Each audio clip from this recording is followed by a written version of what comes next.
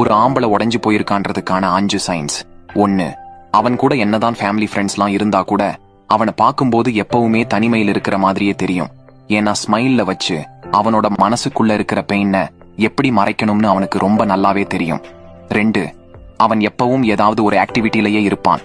எங்கேயாவது ரெய்ட் போறது, வேகமா வண்டி ஓட்டுறதுன்னு. ஏன்னா அது அவனோட ஆழமான சிந்தனைகளுக்கு உதவும். 3. அவன் எல்லாரையும் முழுமையா அவனுடைய இதயத்தோட ஆழத்திலிருந்து நேசிப்பான். ஏன்னா ஏதோ ஒரு காலத்துல ஏதோ ஒரு சில விஷயத்தினால அவனோட மனசு சுக்கு நூறா உடைக்கப்பட்டு இருக்கும். அதனால தன்னை யாராவது உண்மையா நேசிக்க மாட்டாங்களான்றதுதான் அவனோட மிகப்பெரிய ஆசையாவே இருக்கும். 4. அவன் தேவையே இல்லாத இடத்துல கூட அவனாவே எல்லாத்துக்கும் மன்னிப்பு கேட்பான். இது எதுனாலனா அவனுக்கு நடந்த டிராமாவுனால ஏற்படுற ரெஸ்பான்ஸ். 5. அவன் மூஞ்ச பார்த்தா சிடுசிடுனோ இல்ல கோபமாவோ இருக்கிற மாதிரி தெரியும். ஆனா உண்மையிலேயே அவனுக்கு பிடிச்ச விஷயத்த அவனுக்கு